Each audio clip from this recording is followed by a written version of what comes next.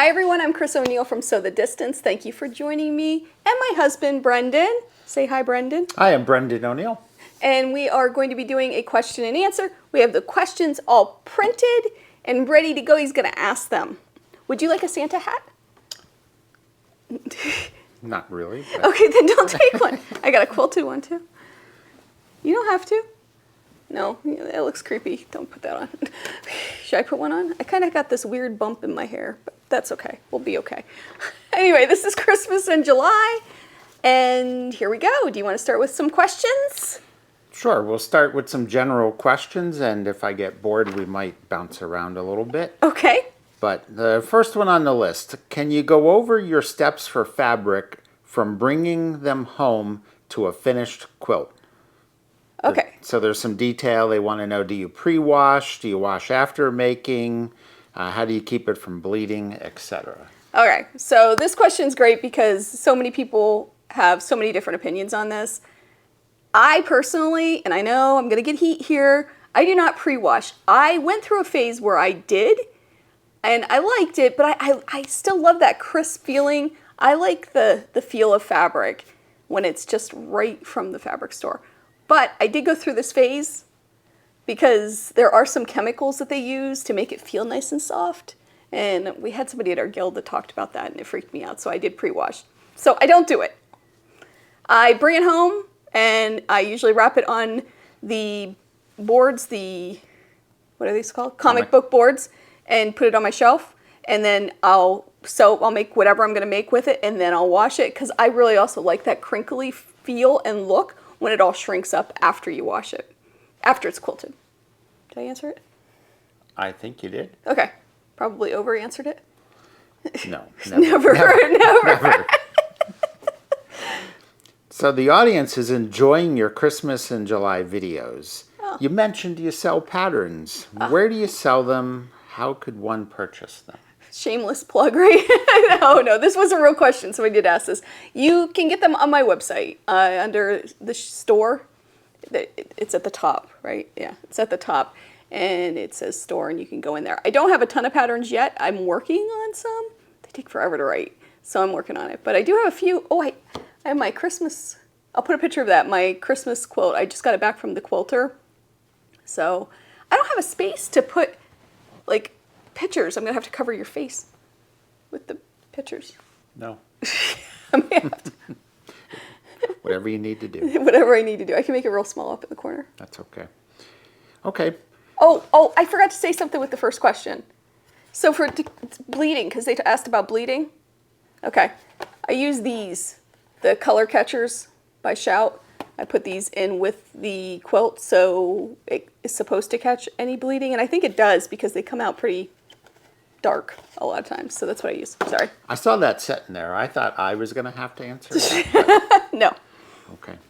So next question. Do you quilt with stencils? I don't, but I have a ton, and I should. So these are stencils, for those that don't know, and you can draw, like put these on the quilt, and then use them as a stencil to draw on the design, and then quilt on that design. I have a ton of these, I mean a ton, and I don't know why, but I do. And then I even bought a whole bag full at an estate sale, I don't know, 10 years ago. These are all antique ones that somebody actually hand cut. Never have used them, but they're really, really cool. Like, look at that. That's so cool. All out of cardboard. Never used them. So this stencil is $2. Something tells me you've had it a while. I've had it a while. Yes, this is kind of cool though, isn't it? The spider web. Yes. Well, some of them came from, again, my Aunt Amy, who was a quilter, who I've talked about a lot during this series. No, you have. Yeah. You've been given such great tips and thinking outside the box. How do we learn to do that? I have a problem figuring out what fabric to use with which patterns. So as far as thinking outside the box, I think it's a trait that comes with having ADHD. I have ADHD, if you didn't guess by now. So I think that really has a lot to do with it. I think the way people that are neurodivergent, I think is the politically correct term right now, we just think differently, and I do think differently. And I have relatives who also have it and they think differently. So it's just I don't know how to teach it. I wish I could help. The other thing is just practice, practice, practice, work with fabric, play with it, allow yourself to be really bad at making things. You know, if you're learning, you're not going to be perfect at first. I've been doing it 30 years, so I'm pretty good at troubleshooting, you know, things that work for me and don't work for me. And then also just pay attention to yourself and what works and what doesn't and figure out solutions. Did I answer it? I think you so. did. Okay. So where do you get your batting? And I know you showed that big roll of batting in your shopping video. Someone wants to know, now that Joann's is closed, where do you buy your batting? Can we have a moment of silence for Joann's? Yes. Okay. I miss Joann's. So I went to lindas.com, not sponsored or anything. Somebody had suggested it, and I really like it. They have a lot of really good sales, and that's where I got the big old batting roll from. I think Michael's is picking up Joann's stuff, is what you're hearing. I know some of the Michael's shops have fabric, and they do have an online presence, but I'm not sure. Other people I know get it on Amazon. So I wish I knew. It's so sad. Okay, I'm not sure the question here. Old quilt blocks, sewing them together. Can you talk about that? Oh, yes. So I forgot this question last week, and I felt so bad. So somebody had said that they have a bunch of old quilt blocks. And for those of you who don't know, I have a series called Lessons from an Old Quilt.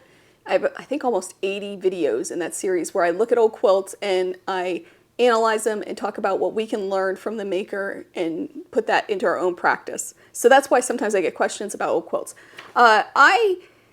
It's so hard to answer without seeing the blocks and the quilts that people are talking about, because there's so many different scenarios and variables, I guess, for them. If the fabric is super thin, and even if it's hand stitched, you can put a stabilizer on the back. And I have a block. I made this backpack. If you follow my Habit series, you've seen this, but this is made out of antique quilt blocks. It's a really cool backpack. I think, at least I like it. I even used antique fabric on the inside. The only thing that's not is this polka dot. Anyway, I put a stabilizer, and it's the same one I used in the bookmark thingies, on the back. So you can see, I just iron that on, and it makes it so it's not so fragile. That's my best tip. It's so hard. Cotton fabric only has a lifespan of about 100 years. So they're going to break down, unfortunately. Sad, but true. Yeah. Okay. So cutting on the grain for scrap quilts. I have all kinds of I always supplies love here. it when you explain The grain? different grains. I know you've done that in a few different videos. All right. Yes. So I have a half yard here. Though it seems like it's more, but it's not. It's a half yard. All right. So this is, here, this would be how it comes off the bolt. Like this. And this is the selvage. I can't say it. Can you say it? No. Selvage. Okay. At the edge. So this is where it's going through the machine in the factory. This salvage to salvage, or however you say it, I'm not going to say it right, so just don't comment, tell me. I know I'm not saying it right. Okay. When it comes off the bolt like this, salvage to salvage end is super stretchy. That is your cross grain. Cut end to cut end is super stable, not stretchy. Okay, so that's the grain. That's what people talk about with a grain of fabric. And then this is your bias, and that's corner to corner. Okay, it's super, super stretchy, which can give you a lot of problems. People are asking about scrap quilts and how you cut the pieces of scraps. I do my best to keep it on grain. I will actually take the scrap and tug on it and see where the straight grain is, where the cross grain is. So I know every now and then you bring in woodworking, and you can edit this out if you don't think that this fits. That's fine. But with wood, they say think about it as a bunch of straws together. And if you cut them across the straws, then you don't have to worry about the wood expanding that direction. But water can get between the straws, so it can go one direction. But if you cut across the grain, that's like cutting the stack of straws across. Oh, okay, okay, that makes sense. Yeah, so it's very similar. There's so many similarities between woodworking and quilting and sewing. So hopefully I answered that question. So yeah, do I always do it? No. But do I try my best to? Yes. I always try to get that grain going right. So I know everybody follows you on YouTube, but your audience would like to know, are there any YouTubers you follow and why? So many that I follow. Along with quilting and all of the quilting, you can probably guess, of course, Fallon from Sobia Quilts. I am watching and following and very good friends with Tasha from Tasha Quilts. She's new and upcoming. Go check out her channel. She has some great stuff coming up too.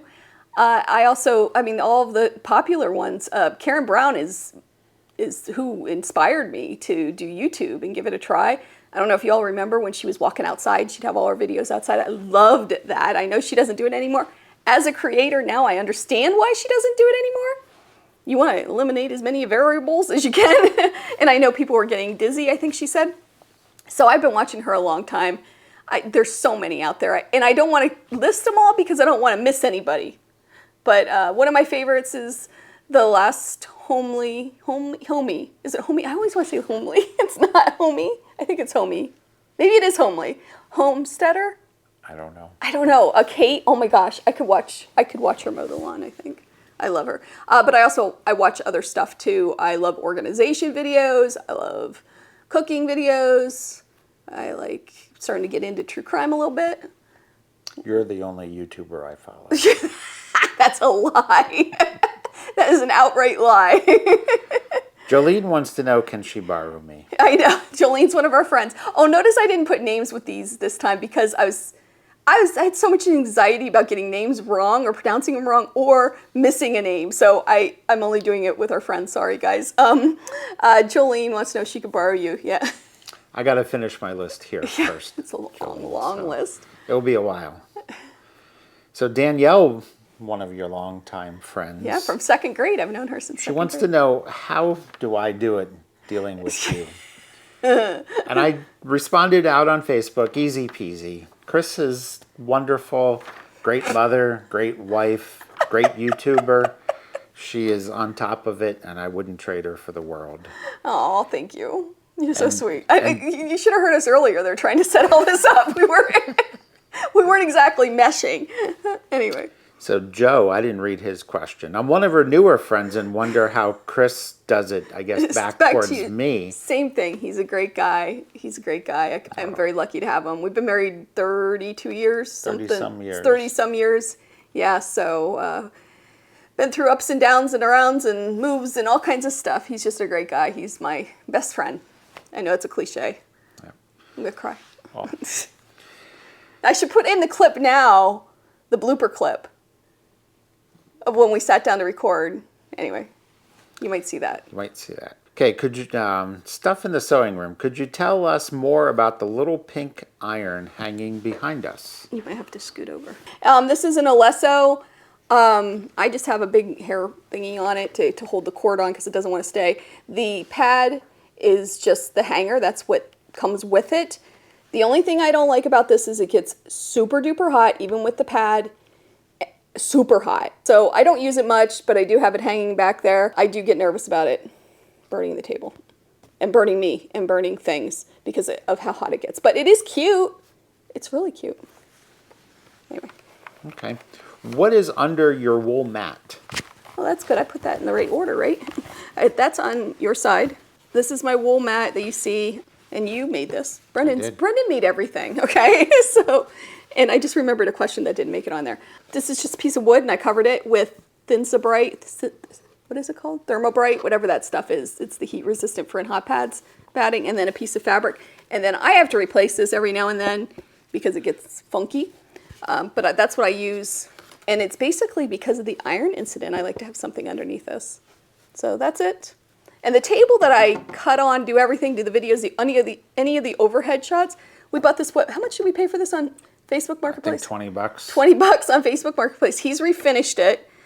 But this has seen us through, this has been in, I think, every room of our house almost. The beginning of COVID, it was our puzzle table. Yes, it was. Yeah, it was our puzzle table. I mean, it's lived many lives. For $20, it was worth it. And, let me be right back. Actually, I'll put a picture in. if I can. But somebody asked about the ruler rack. He also made that. Okay, so what sewing machine table do you use? Okay, so my Janome, I get this question all the time. My Janome table is something that came with my machine. And I've tried to find out who makes it. I don't think it's Arrow, but I don't know. Everybody asks, and I wish I could tell you, but it came with my Janome. My Juki is in a So Easy table that I love too. I love them both, but that one folds up. It's super light. I love it. So yeah, So Easy table and Unknown, sorry. How large is your fabric/quilt room? How do you, well, let's do that question first. Okay, so it's huge. It's 12 by 14? 12 by 14 by 20, I believe. 14 by 20? Is that right? 14 by 20. It is huge. I'm so lucky. When we moved here from Massachusetts and we're looking at houses, this was a priority because I knew I wanted to do something in the quilting business, and I had already started a YouTube channel, but I was just starting. I wasn't sure what I was going to do, but this was important to us. And I got this giant room, and it's gorgeous. It's right off the kitchen.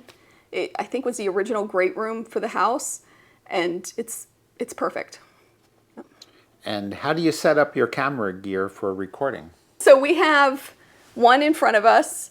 I have a second one that I put off to the side, and then I have a third one overhead that's hanging on a rig that moves. And then I have box lights, but we don't really use the box lights since we put new lights in here. And so the camera that's off to the side, sometimes we need to move that to get the different shots of the actual sewing. Yes, so my next purchase hopefully is something for my machines, because if I want any of if you see ever overhead shots with my machines, I've moved these tables out to this space right here and adjusted this camera overhead. So that's how that is. Gone through many iterations to try to figure out the right thing. Oh my goodness, yes. Many different cameras. We've used many, well, not many. We've used a few different systems, and I'm very happy. This has been over a year now with these, right? Have you always had a dedicated sewing space? No. This is my first dedicated sewing space. So almost 5 years now, I've had a dedicated sewing space. So I was in a spare bedroom for, 15 years. Prior to that, I was in a dining room. Well, I guess during COVID, I moved to the dining room of the house in Massachusetts. Yep. But it was still a dining room. I still had a hutch and everything else in there. And then I had my fabrics scattered out in different closets throughout the house. So I'd have to run upstairs, get stuff, and do all that. I have some old videos. I had an old vlog. It's on this channel. They're really old, of when we moved, and you can kind of see all that stuff. I'm sure that they're not very good quality, but that's okay. I didn't know what I was doing then, but they are out there when I was packing up all my fabric and stuff. How about the air purifier? Are you still using the air purifier? Yes, it's right over there, and every time we cook, it turns on, because like I said, the kitchen's right here. So right off of it, and for some reason, it doesn't even matter if you're not burning something, it turns on. I love it. I think it has helped so much. And when I'm cutting fabric, it all of a sudden comes on, and I'm like, okay, well, it must have some dust in the air. So I definitely recommend getting one. That was really interesting when we did that. We did an air quality test. He's my helper. He'll reach out to companies and stuff like that, so he does a lot of that stuff too. So he reached out to Air Things. They were great, and they sent me that, and it was wonderful. And I'll put the videos that we talk about that. Right, so they did provide the air tester. The air purifier we purchased on our own. Right. We weren't able to work with anybody on that. Yeah, but we do have the all the readings from my sewing room for a month. I have that on a blog and in a video. So I'll post that video. I'll make sure to link that. It's very fascinating how much dust we have in our sewing rooms. What do you wrap your fabrics on? Oh, I have that.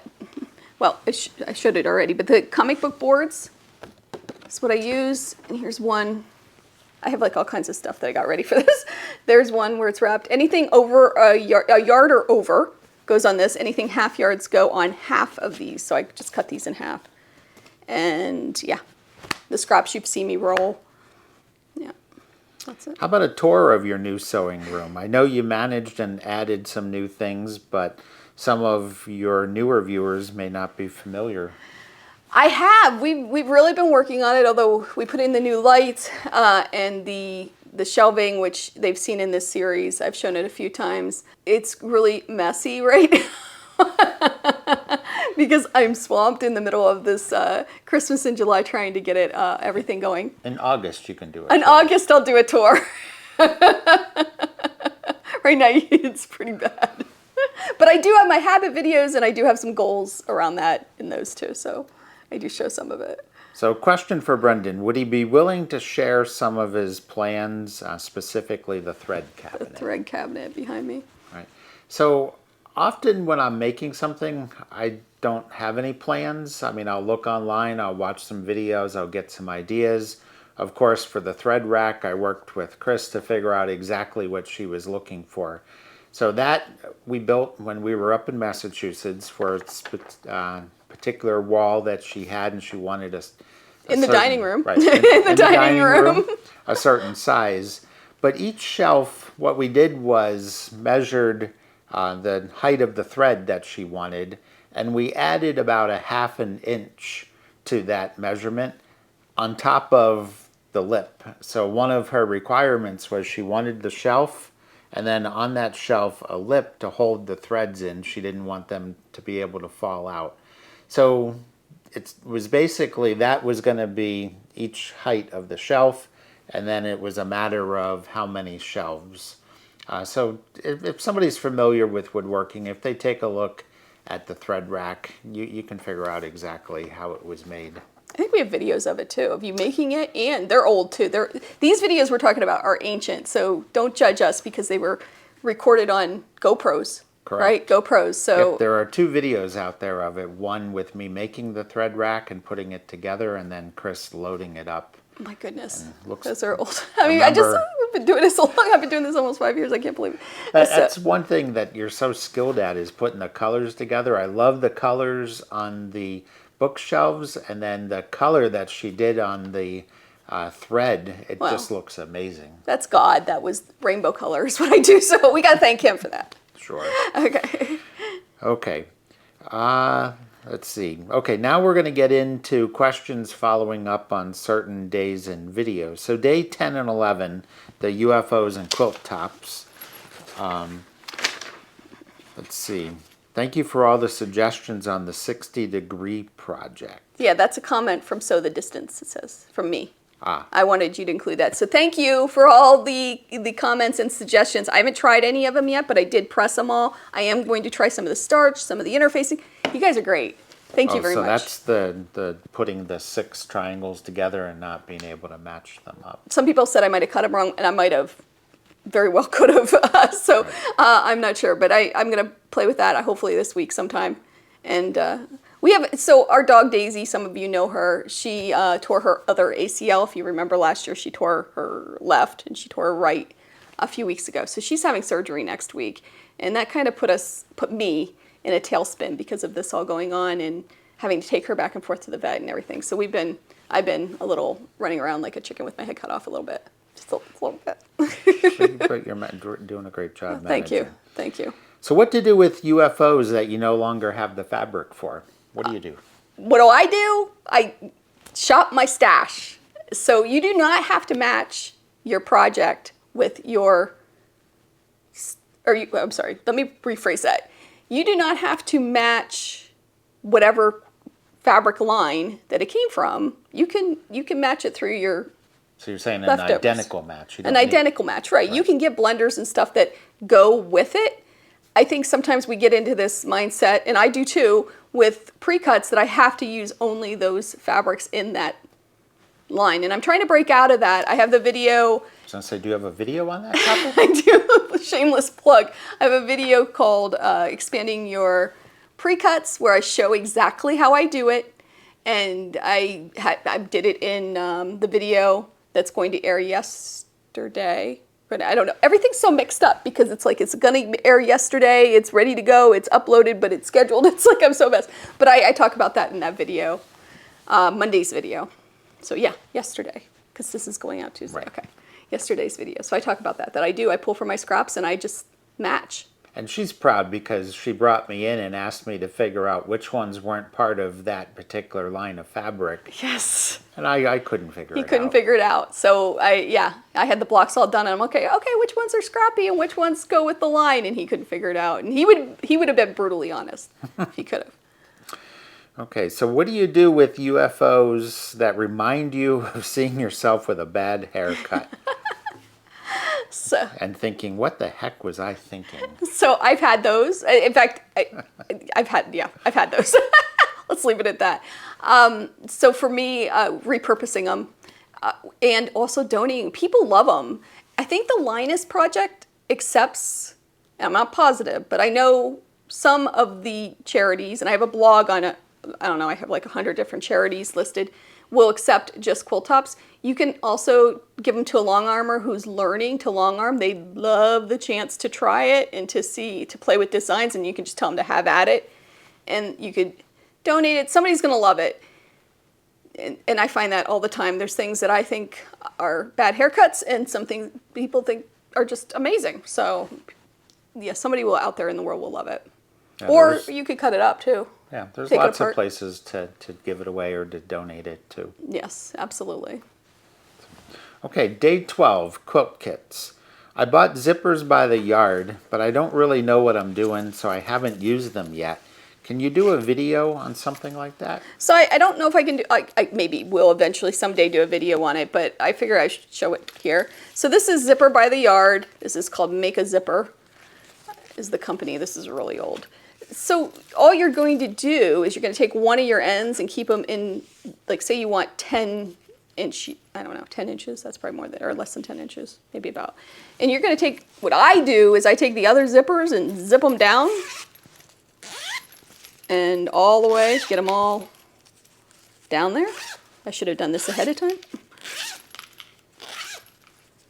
And then I leave one on, and then you cut it, and that's your zipper. But I do leave one on. I don't have much luck with getting the zipper pulls back on the zipper. I know some of the Zipper by the Yards, you get these loose, and I know there's a jig you can buy to get them on. I haven't played with it that much, but yeah, that's how you do it. So you just cut this, leave those zippers on, and then as you use it, you just pull the zippers down and only cut what you need with a zipper head. Chris, I'm really enjoying the series. I would like to hear more about your little notebooks. What information do you keep inside? Thank you for all you do. All right, so I got my whatever metal recipe box, I think is what it was. And this is how I keep track of my quilts. I show this in a video too. I do have a video planned for August when I show exactly all of this process because it's entailed. But the little booklets, so I keep all kinds of information. So this is from the pumpkin quilt. I can just pick a day. So this says March 9th, 2024. This is page 4 of this. I just say 25 pumpkins done, squared up, pumpkin in top row finished. And then I wrote, made sure nothing partially made partially made not now. Oh, made sure nothing is partially made now except for the bases. So I finished up all of the units, decided to work in clusters and do 10 a day. And then March 13th, I wrote made 10 pumpkins, yay. Then March 14th, I said made 10 pumpkins, yay. So I was doing it, and then I said I have 53 done. I think I needed 81 for that quilt or something like that. So that's the type of stuff. I just keep track. The Joyful quilt, finished all of this was July 18th of last year. It's today's date. We're close to it. I said they are all 3 panels are finished. They are a bit wonky. I trimmed up the first panel some. I started making the units, the dot units, which is becoming challenging. I've been using precision glue, which has been working well. Yeah. And then I didn't work on it again until November 28th. So it's kind of fun. It's like a little diary, and I just keep track of everything that I do, little reminders for myself, that type of thing. That's what I do in them. And they're messy, and they'll probably end up in a dumpster someday. All right. And then somebody asked about the card too, right? The 3x5. I thought I must not have done my job. You must have. So on the 3x5, the card system that I use, I put the name of the quilt. This happens to be the pumpkin quilt too, which I just pulled out. I put the size, the backing, how much binding I need, where the pattern came from, when I started it, when I finished it, and then any notes and updates. And then I'll even draw little pictures on the back. Just anything I would need. And what's really nice about these is I can grab and go if I'm going to the fabric store and I need something, and I can take them with me too. Is that it? That is it. We made it through? I wonder We how made long it this through. video is, because I don't know that there's much editing. We did good. Of course we did. Team O'Neill. Thank you so much for joining us. Do you want to do the outro? I hope you take some time to sew. See you soon. Bye. Bye.